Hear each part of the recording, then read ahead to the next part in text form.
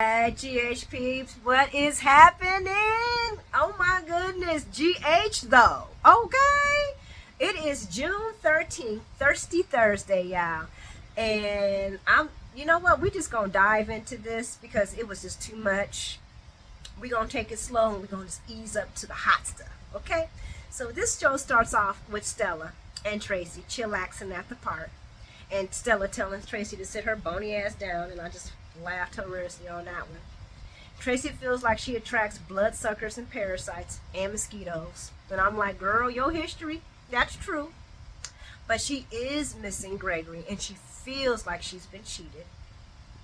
Stella's like, girl, for the formidable woman you are, you sure is filled with a lot of self-doubt. Therapy, maybe? Which sends Tracy to be like, girl, bye, I'm about to leave. And she's like, no.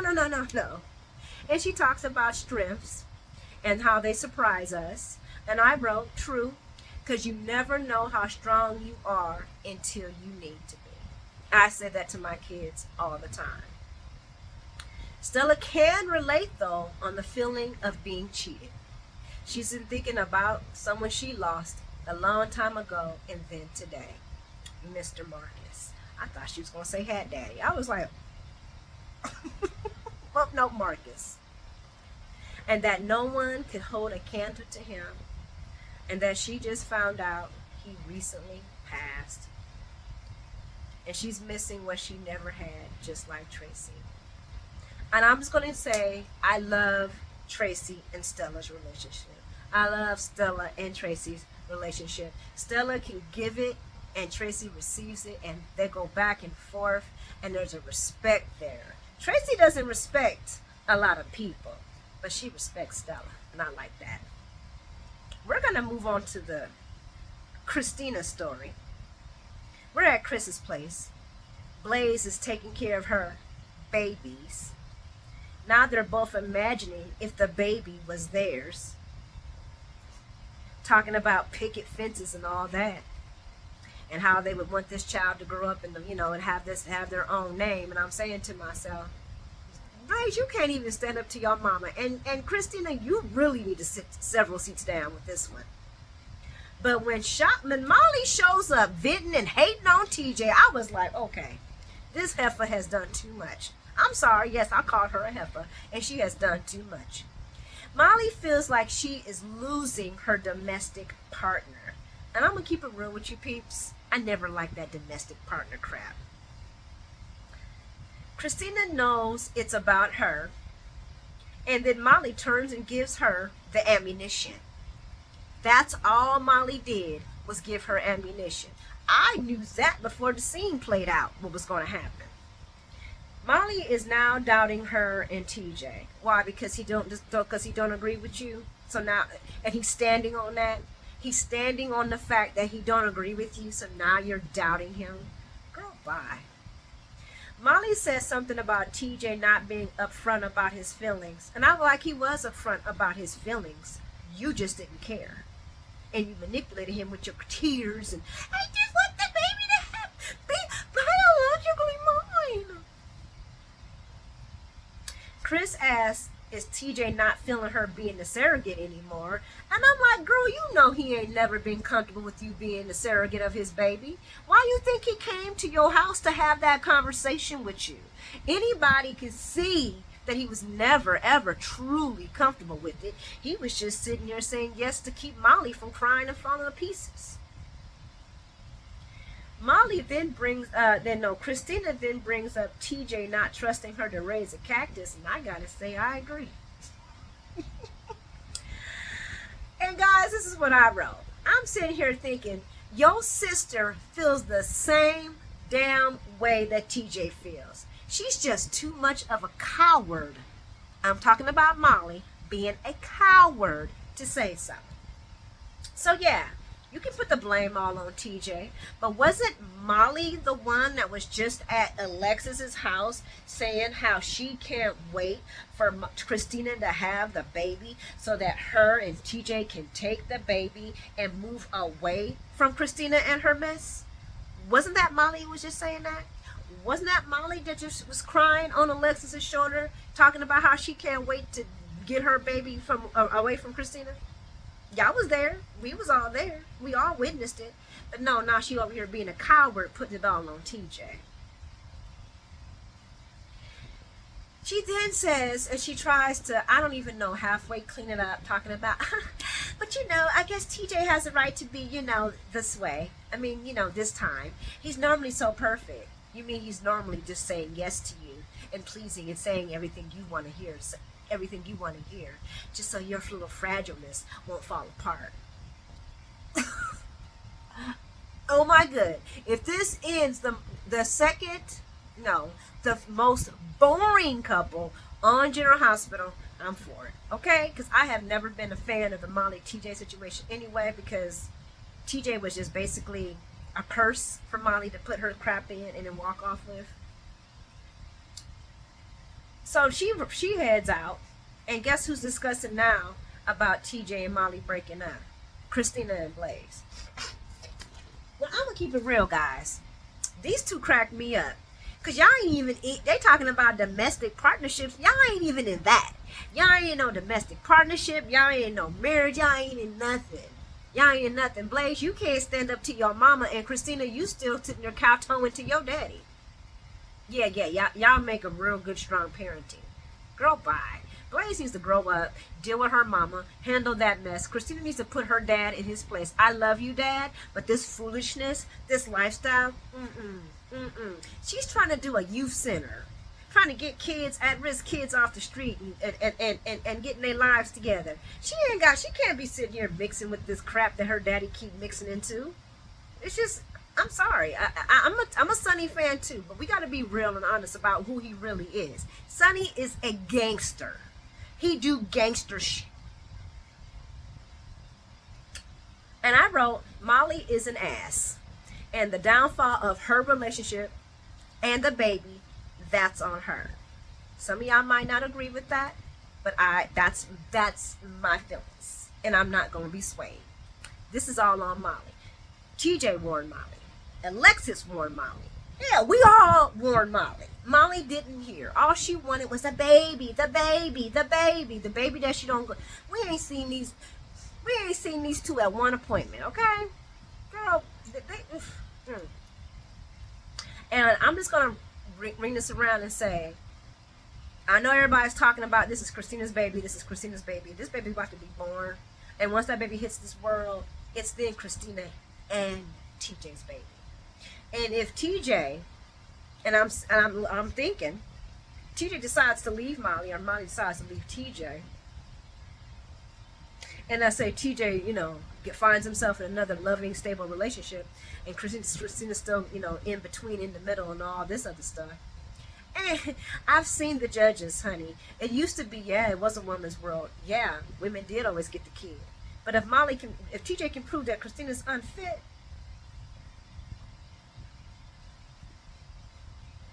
I'm going to leave it there. I'm going to let y'all fill in the rest. We're going to move over to the invader now.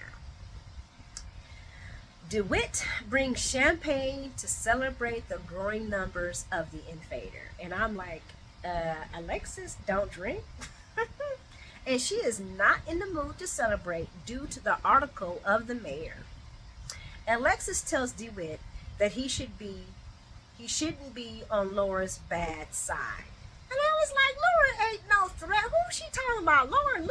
You talking about Laura Lou? Girl, bye. Laura Lou ain't no threat no more than you, Alexis. Go on somewhere with that.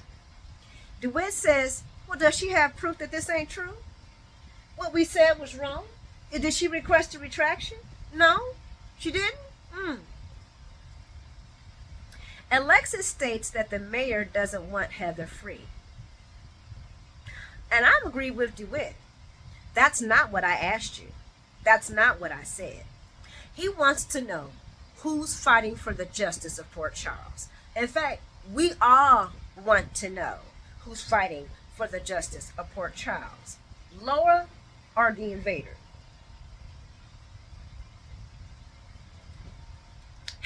And guess who else wants to know? Diane, being the fact that she was also hooked by Heather. Alexis ends up kicking out DeWitt and tells Diane to ask Laura. And I'm like, what, girl? You my homegirl. That's her homegirl. That's your besties. What you ask, oh, so Laura's friendship trumps you and Diane's friendship? The one who's trying to fight to give you your happiness back and get you out of this crap with the invader? Oh, I didn't know, Alexis. You sound a little bit like Molly. Alexis and of course Diane sees the chart on the chart on Alexis's table desk, and Alexis tells her about how she got involved in this in the first place. And Diane's like, oh yeah, because she doesn't have the metallosis anymore. Now she's all nice. I was like, ooh. I just love me some Diane Miller, honey. Diane lets Alexis know that for every president that Alexis finds, she will counter her with 15 more. And Diane is not playing. She's like, oh, I got to get my claws sharpened, huh? Alexis brings up one that Diane set for herself. Guys, we already knew this was happening. Somebody that commented about this happening. A couple of y'all commented about this happening. Diane doesn't have the foggiest idea of what Alexis is talking about. And she wants to know, what did she do that would help Happy go hooking Heather free? When Diane said that, I was like, I'm done. I'm done. I'm done. I'm done.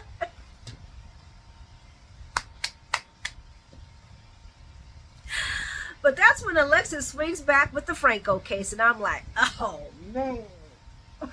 Oh, Diane's eating crow. Diane's eating crow on that one.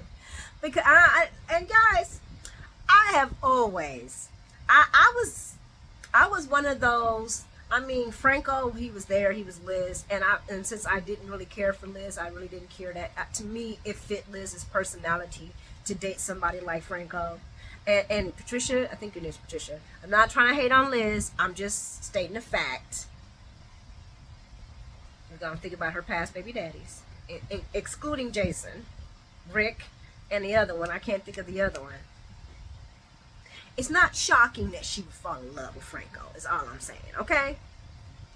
But I was one of the people that had a very, very hard time dealing with the new Franco. And I'm kind of glad that they did change his face, because if they would have left with the same actor, I don't think anybody could have stomached him being the good guy. Because let's just be real, Franco was pretty deplorable and pretty disgusting. And he did some really horrendous things. And all of a sudden now he has a tumor and he's back to normal. I was with Jason. I didn't want him around. I felt Jason on that not wanting him around his son. But let's just, like I said, I'm not gonna hate. I'm gonna stop right there. We're gonna head on over to the mayor's office. Laura confirms that she does not want Heather to be free to Trina. And I'm like, wait a second. Ain't you missing something? Ain't you missing part of this sentence? Because weren't you just talking to Alexis about this? Trina brings up that Laura also doesn't want to leave the case alone. True. Trina is trying to be objective about this situation. And you can see that she was trying her damnedest to respect Laura for, because she is Spencer's grandma. She was trying her damnedest not to do this and pop off. Y'all seen it. She was like... But Trina is there on behalf of herself and the victims. Laura trying to play it off like all she done was request those records. And I'm like, girl, bye. That is not all you did. That's just the beginning of what you wanted to get done. Trina asked if it had been known that that Heather had the metallosis poisoning at the beginning of all this, would she want Heather free? Laura deflects from that question and says, well, I don't know what's going to happen. And she brings up all these what ifs. And that's when Trina reminds her of the 5 unalived people that were from Heather's mania. We're not even going, let's talk about how Heather sold her sons before the metallosis, the LSD, the Danny. We could just keep going on Heather and her heinousness. Okay? That's when there's a knock on the door, and it's Mr. Kevin. And Trina's heading out, and Kevin's talking about running in interference. And I'm just looking forward to not seeing Kevin and Laura on the screen for a while, because I'm about done with these two people. And he brings up about, and then he tries to confront Trina about some article in the Invader. And I'm like, boy, you need to be worried about what your wife is doing right now, okay? You need to be worried about what your wife is doing, because weren't you just saying also that Laura needs to back away from this? Trina tells them that she never agreed to an article. Not that she owed either one of them anything. Trina asks Kevin, in his professional opinion, did the metal poisoning make Heather a killer? And this is my points, guys. This is my thoughts on this. Kevin shouldn't answer that, since he never treated Heather prior to the metal poisoning. He never treated Heather. And if he has, I don't recall that. So he really can't give a judgment on her mental health, since he has nothing to base it on. So he should just shh, because your basis is not sound if you don't have the past and the present to go off on. Anything he says is just not it. He's speaking on some current factors. The only thing he can say is that it took the metal out of her, and now they just got to sit back and wait and see what happens, at the expense of all the citizens of Port Charles. Trina tells them that she really needs to go because she's about to lose it. I'm feeling like she's about to lose it, but she wants to be kept in the loop. Laura's all scared about being judged, and I'm like, as you should be. And and yes, a lot of people are saying this is Laura's personality, that she's done this multiple times. Yeah, that's true. But we all was hoping that she would have grown from that she would have moved on from that. And now she's not only putting the people at risk, she's also putting her grandson at risk. And it's like, you are that naive, you can't even see that? You that naive, Laura?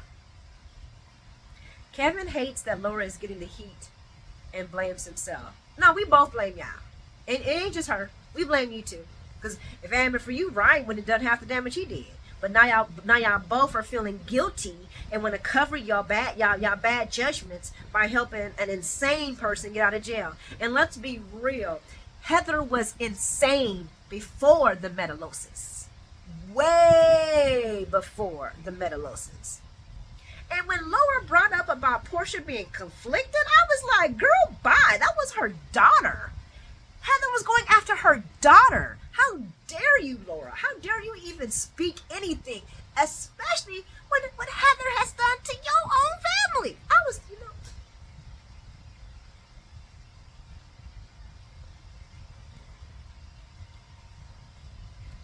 Laura just wants Heather to have a fair hearing. And this is my thoughts on this whole entire situation. We all know that Laura, Laura, can't think of her name, her real name, but Laura normally goes out on summer vacations, right? She'll be gone for a couple of months, right? I'm wondering, are they going to get Heather out? Heather kidnapped Ace, and Kevin and Laura are going to, when she goes on vacation, is that going to tie into her looking for Ace and trying to retrieve Ace from her bad mistakes? Y'all let me know what y'all think about that. Last story of today. Curtis goes to see Booty Poppin' Heather. Her words, not mine. Heather doesn't want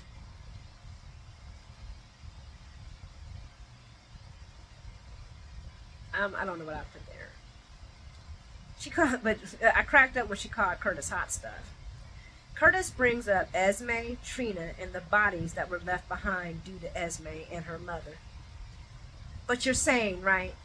You're saying, right? Or are you offended by the truth? I think that was the only thing I liked that Curtis said. Heather ain't got no words to express to Curtis how she feels, nor can she take away the pain that she has created for everybody that she's hurt. Sorry just isn't enough. Well, Heather, it ain't. But a life sentence, you sitting for that life sentence, it wouldn't hurt none. It wouldn't hurt. But she's so sorry. And that's when Curtis agrees. You know what? You're right. None of this is helping. I'm not even sure why I'm here.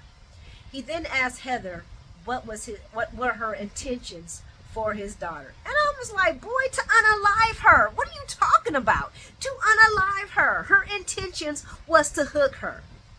But of course, Heather now claims that as much as she remembers the feeling, the weight of the hook, she just doesn't understand the why anymore. And I'm like, girl, who the hell you fooling? Maybe how about, can you explain the why of you trying to poison somebody with LSD? Can you explain the why of you selling your boys and they facing horrible situations due to you doing that? Can you explain that then? Because you didn't have the metallosis then. I could keep going about all the creepy things you did in the past. And can we explain those? Because I'm pretty sure if you can't remember anything post after the metallosis as far as why you were doing things, I'm pretty sure you can remember why you sold your sons.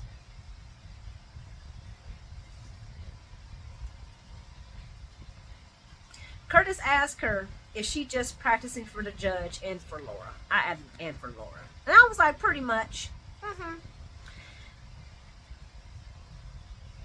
Heather does question why is her case being reopened. It's case closed. I pled guilty. Curtis tells her about Laura helping her get released. Heather says she's going to reach out to Laura and tell her to stop it because she remembers the unaliving and believes she's exactly where she belongs and apologizes for taking the light out of Trina's eyes.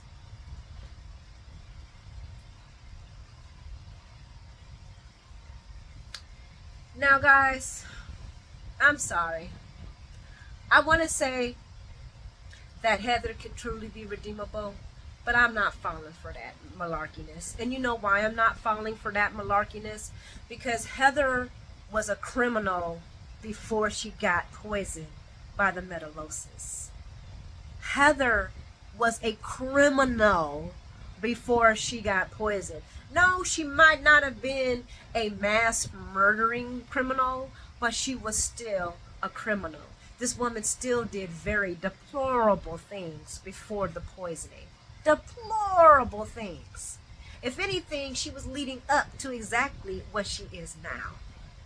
But like I said, if Curtis, for some odd reason now, leaves the prison thinking that Heather is truly redeemed, that he has all about but pushed Portia into TJ's arms. Can we say it? TJ's arms? I don't know any other doctors up there that they have a name. I mean, he can push her into somebody else's arms. But I'm pretty sure Portia ain't going for that. I'm pretty sure Portia ain't going to want to hear anything that Curtis has to say about Heather being redeemed and none of that. I'm pretty sure she ain't going to care about that because that was her child that one was coming after. And if Curtis really, really loves Trina, there ain't no soothing that over. There ain't no soothing that over. If anybody ever came from my babies, it's beef for life. It's beef for life. It's beef for life. I'll move past it, but it's beef for life.